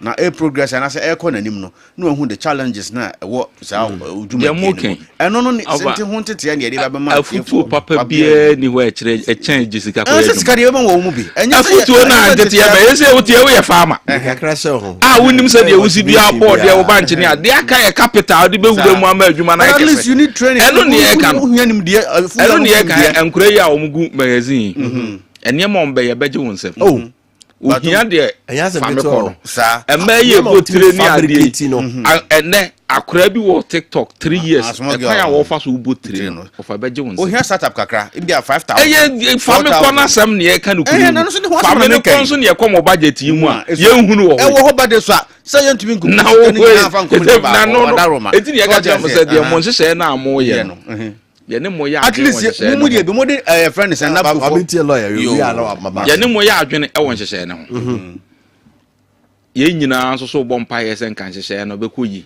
na emo mu ankasa amode hyehye ne ba no mo commitment to hyehye na amode aba no see ye hwe budget no because you don't need to tell me your commitment before I believe you. Yes. The commitment should be found in the budget. Yes. It is a measure budget no na me hunu sika we twa de ko no ma e say measure budget me hu say mo communications mo pese enye yi pa because hu sika no me hunu research me hunu research 50 million say no so mo pese enko yi it is all catch them say wo be boa ma wa Ghana nyina na be women's banking na wo musika we twa de ato ho 50 million whereas you need 400 million to even start up a bank. How do you tell me so you're committed to Ghana? A holiday we are not there yet. Yen concentrate on friends Jumaru no. Example I'm there Matu but what I'm saying is that say budget no crown if it was captured in the budget say the 100 million and babe boa e be start Jumaru na. I think at least we've made that attempt as a commitment. Mu wa ye wo kromu ase na mukofo napco for there buy. Napco no sikadodo say na mu capture no budget no ansa na mo dey start napco no. At the end of the day Bibiana ho at the end of the day Bidia can be more de bika 9 good months nkara na nya dey month me ntua omoka so half a love is always better than none ya bi e twa sika ni bi e dia o budget yes we acknowledge say ebifa ni bi wo ho 9 months na why adwuma 8 years nanka otifie no anya hwe watima 8 years asa 9 months na de emfa say bi 9 months no odikoye adwuma foforo bi a ana odikodi pa bi anke bia yebetua ne ka but wagene bye no unemployment association da bi da ene e man 8 years ena mu 9 months aka mebwa so until they make us say at least we've made that commitment say 100 million Ghana cedis crown here they start adwuma ru ana ya bi ena through to our words, you launch a program no. Oh, link in that. Obi apply. Obi apply. I can assure you on this radio station. Say in Titia and this skaka crowd would be here. Would be your jumano. Abandon the bedroom. Say the beya. Your commitment is by the time I am free abamono, not unemployment rate and yatiso to the barest minimum. No, there they are Juma. Okay. And then so also launch about who was I think say youth in apprenticeship. And lunch and also TV Mantemo. Nipa umbetu agusu nkwara omuso peso omusu carpentry, masonry, tiling, auto mechanics na da din nyina no so no. Sabi ye be ma omo mwa kakra ne ntete se de be ya omuso no sa adwuma nyina no. Omuso be bo omo bra. And Nsanodwuma is the way to go because ya several university graduates as say omo tifi adwuma kra no omo nya binye. Why? Because they cannot do anything apart from reading and writing. Nti se ne abanam awde akonya na to ho se wa opeso usua Nsanodwuma bia no bra dia. Na obi an take advantage nyina no. Emo man. Right. Lawyer, you mama, you better. That say more adwene ye ho say modi ebesu adwuma ma yatimi anya ntete eno no de da mo ho ase na emumumfa mo se anya oyo mo fa sika nhyem na ganafo ho manfa so ma ganafo because Ghana na eyi a ma ye nyina mo ba e mu aka kire say mo ba be kon galamsi mo galamsi no na say abom so menchi anom de me ka say mo ka say mo be ye na me ka kire mo say nu pani eniama ni bebre ate akam ti mo hwe na mo nje because anya hwe no mo ka kire say na Akufo ado ya bonsam na waye mra so yetimi ko forest im ekokutu good na mo ba mo be repeal na mo ba nyame adom nyame ama mo MPs be 3000 asa mo ka say mo repeal a any 10 seconds. Why is it still there? Okay. Ofa, the Becca maybe. Okay, you. Let me say about oh, Nadia Naga. The Becca say Mabunu Obia anko NIP NEIP website. Okay. jumeria.neip.gov.gh. Na monko apply na juma di aba no ebe boa Ghana mpuntu na ne chechire me da se. Right. That's it. Lawyer George Opon NPP na fi Franco to champon also lecturer so NDC no me no na oti o mkan. Kewodi.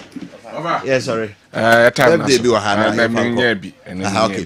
Me menya me no ha depend is why ready a. Ye mo birthdays no tew na ye sorry so enko. Happy birthday, Shonko, or say me the ma me babai, Mona Lisa Sewa Akuwa. Mona Lisa Sewa Akuwa, time for a good year. When you're infirmian, son, and the Kusku or New Day Spring Academy, and what Trumachemade. We if we sing Jeff, me I mean, ya sing Jeff, or say, and there or the Sunyan compound on far afe and count na home. Afe, happy birthday, Shonko. Then ma Opoku Kusi Kelvin. Opoku Kusi Kelvin. Bossu, Tescon KNWC Communication Officer, and Unit Committee Chairman, overseas in Temu Electoral Area. Opoku Kusi Kelvin, Bossu, Tescon KNWC Communication Officer, and a Unit Committee Chairman, on Temu Electoral Area overseas. And I would also you will show all the best. All right, a time naso. And then ya daji ankasa. But there's ya daji ankasa. Tia daji ndie easy, but it's definitely fun time. Definitely. When you want some work, baby. Na ka ken Japan ya bronye die. Anya sem kuma. Na ke frɛ. Anya sem kuma. Na e din komo but. Jami ya admo you have another time. Another day. And then you may so ebono nwotwe a e dey adwenkyerɛ. Ebeba. Na de aka nyina no edi nyina so abro. That's right. Ozi afa wote kwabena osudan kwa enka malami ya na adwa kyerewa na ebo bonsimia no ema me medin Wofa Kofi Appiah so se Joe Laka ebetrase no the midfield ashna gudi mu nsem no abro nyame ya no kyera ebesa ehye no manwumre ebo no nwotwe a ene nhia ewo adwenkyerɛ dwumadi so ewo Kessben television so na yento amanyo sem dwumadi so yakramo. We'll be right back. Gotta pay some bills. Ball bon centre and say sanda sempo to couch mo yako half time and mu de wumiaso a ubetimi ahwe de abotwam me na fofo budget so agudie centre ni so etesenia me wo ho nanso me wo fi a me hwa agudie clear every March 3rd ekosi April 30th for Mastercard no diga to ya niam wo online announce to mo nenya akwanya ubetimi wini akohwe UEFA Champions League finals and go now for Mastercard at High No Stop Fancy Akradie and she shake akrawuchi. Eniama no nefe